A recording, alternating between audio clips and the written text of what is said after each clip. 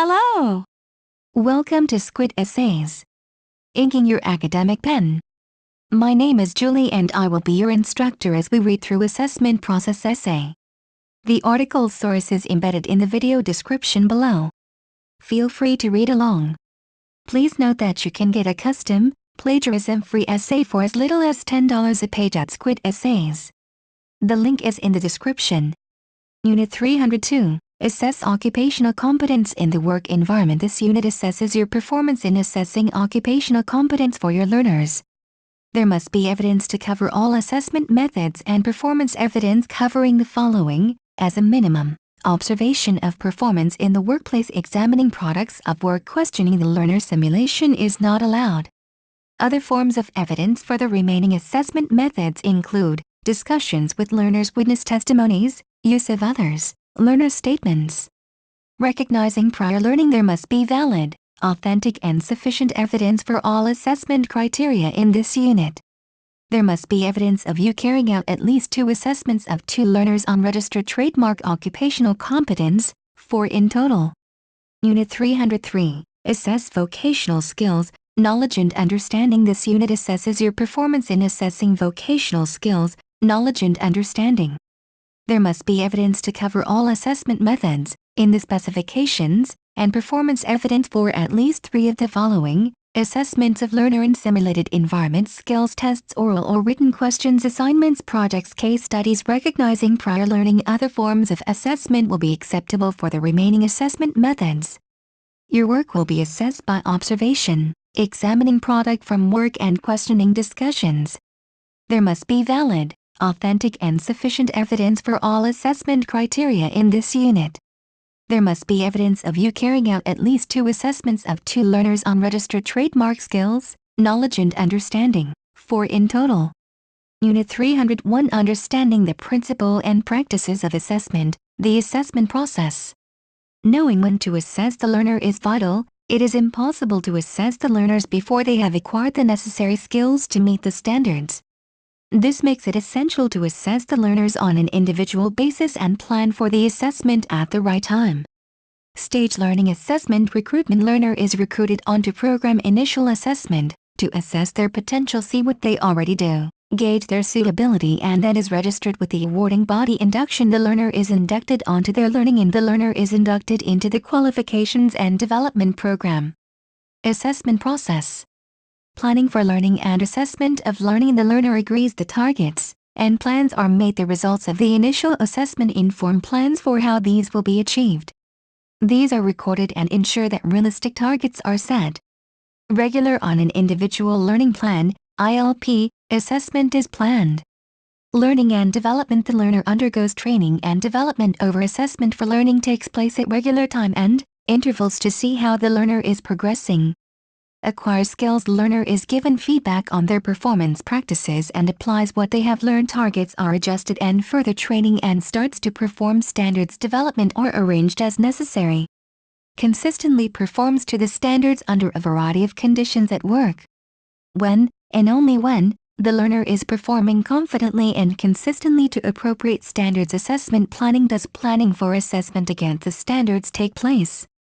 This is when the learner agrees an assessment plan how, when and where assessment will take place with their assessor. Assessment against the standards. If the learner is assessed as not yet competent unregistered trademark, the assessor makes an assessment decision and gives they may need to undertake further training or feedback to the learner performance.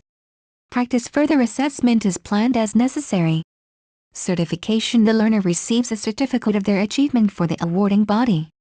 Read, pg 22, Types of Assessment.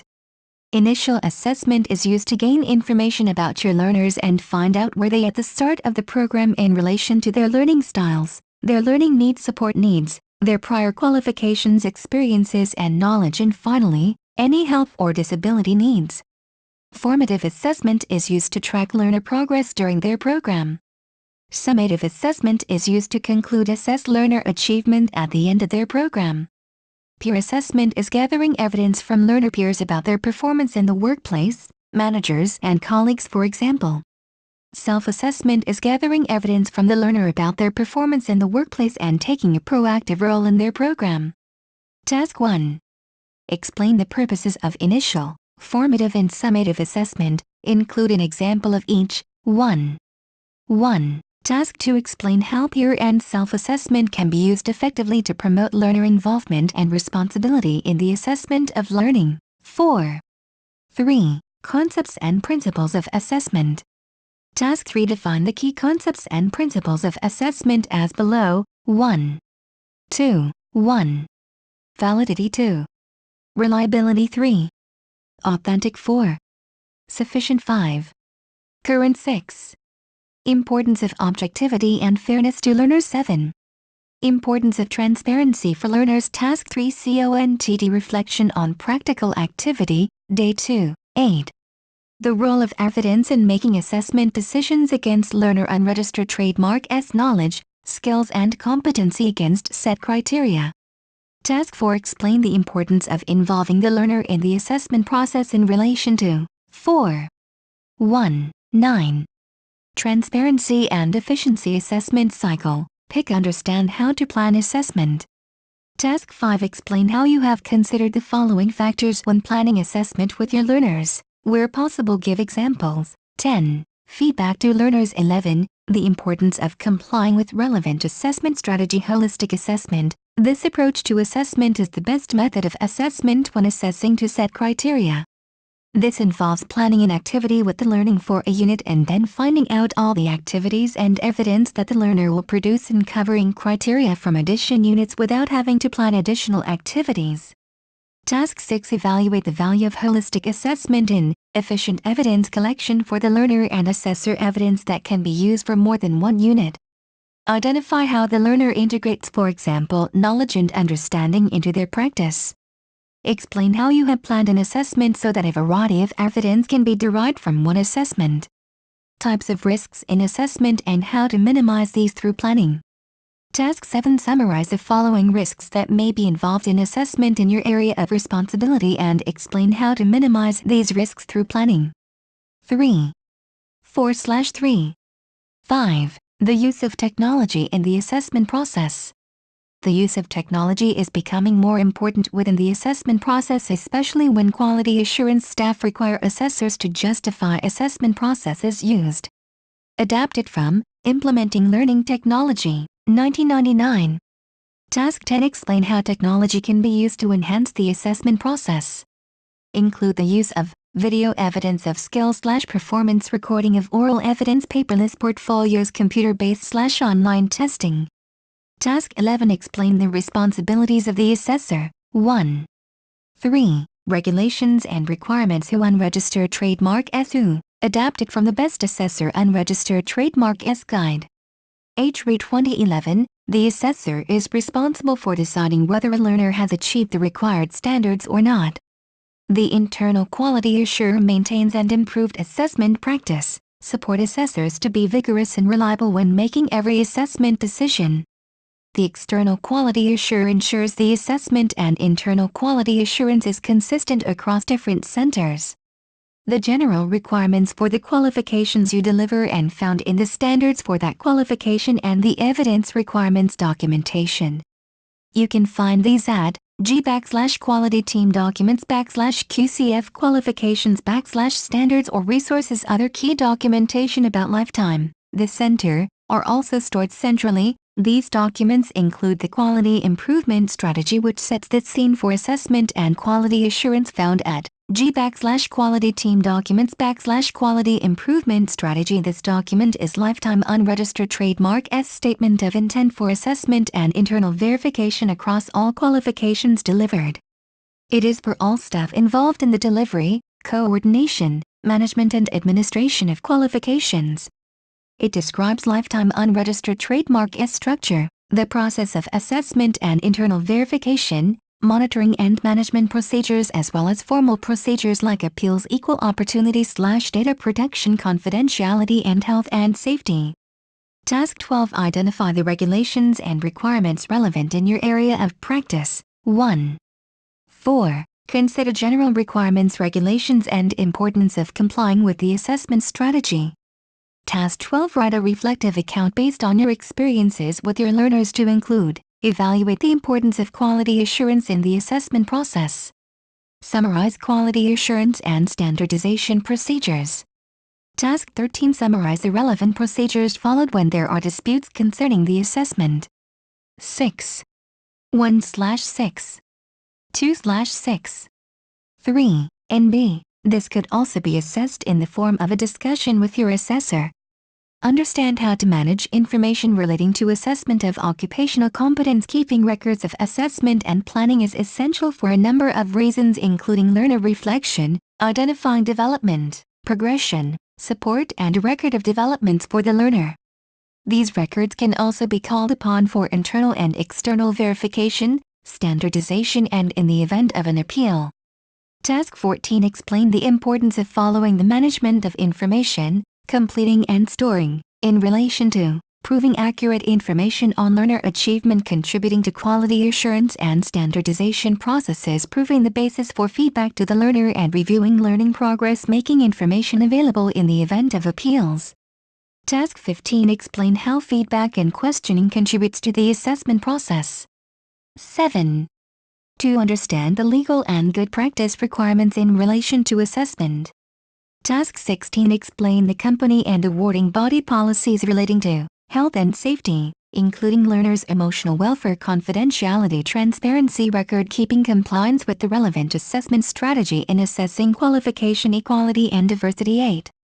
1. Task 17. Once you have received equality and diversity training, evaluate how legal and best practice requirements can affect the assessment process, in regards to gender, disability, race/culture/religion, language. 8. 3. Glossary of terms, RPL, recognizing prior learning. This process allows learners' previous achievements to be recognized and learners don't unregistered trademark T have to repeat learning unnecessary. Formative assessment is used to track learner progress during their program. Summative assessment is used to assess learner achievement at the end of their program. Peer assessment is gathering evidence from learner peers about their performance in the workplace, managers and colleagues, for example. Self-assessment is gathering evidence from the learner about their performance in the workplace and taking a proactive role in their program. References: H. Reed, 2011, The Best Assessor Unregistered Trademark S Guide. Gaining a qualification through good practice in assessment in the post-16 sector. Read on Publications Limited. Into, 2004, Excellence in Assessment and Verification. Putting it into practice. Read on Publications Limited. Learning Technology Dissemination Initiative, 1999, The Use of Computers in the Assessment of Student Learning. Available at http://www.icblhw.acc Implementing it using HTM. Accessed February 16, 2011. Resources: Use of technology within assessment. http://www.icblhw.acc Implementing it using HTM. Sector Skills Councils and Regulatory Bodies. http://www.cfa.com. http://www.management-standards.org/ Home. http://www.ufqual.gov. http://www.peoplefirstcoop. http://www.skillsoctave.com. http://www.qcda.gov. Qualifications/60 ASPX General Assessment Practice Reading. http://www.nottingham.ac shared Dell PDF Reports FAIRASSESSOFNVQS PDF VACS. http://www.london Pharmacy NHS Educational Training NVQA1/download/2 7% 20 fact % 20 sheet % 20% 20 judging % 20 evidence PDF. http://www.hsc.gov. Legislation HSWE HTM H&S at work. http://www.idea.gov. IDK core page do page it equals 7,345,916 END at work. http://www.education.gov. Schools pupils support inclusion and learners support inclusion, equality and diversity. E&D in schools. http://www.learningox.rsvphp page equals 319. Giving and receiving feedback. http://www.brooks.services.ocsld first words fw21 html. Giving feedback. http://www.lepride.net learning styles. MI. HTM learning styles. http://www.businessballs.com learning styles. HTM learning styles, etc. Notes. Double quotation mark plan decision development plan assessment prepare. 3. 1. Standards/criteria to be used. 2. Types and volume of evidence. 3. Choice of assessment methods. 4. Communication with learner and others. 5. Location and resources. 6. Time and duration of assessment. 7. Specific learner needs and support required. 8. How to manage assessment process. 9. Recording assessment processes and decisions. Office of the Qualifications and Examinations Regulator, OFQUEL, Council for the Curriculum, Examinations and Assessment, CCEA, Department for Children, Education, Lifelong Learning and Skills, DCLLS. Standard Setting Body, SSB, or Sector Skills Council, SSC, organizations developing occupational standards and qualifications. Qualification and Credit Framework, QCF, framework for creating and accrediting qualifications in England, Wales and Northern Ireland. Awarding organizations, e.g. Lifetime awarding, approved organizations to award qualifications. All learners are registered with an awarding organization. External Quality Assurer, EQA, person appointed by the awarding organization to monitor work in the approved center. Approved Assessment Center, e.g. Lifetime, Internal Quality Assurer, IQA, Lifetime QIT. Unregistered Trademark S, appointed by the center to ensure quality and consistency of the assessment process. Assessor, U, appointed by the center to work with learners to advise and assess them. Learners, individuals registered with an awarding organization and work towards units qualification achievement. 7. 1. Thank you for taking your time to listen to me. I hope you enjoyed learning about assessment process essay as much as I did. Kindly remember that you can get a custom, plagiarism-free essay at Squid Essays for as little as $10. The link is in the description. See you next time.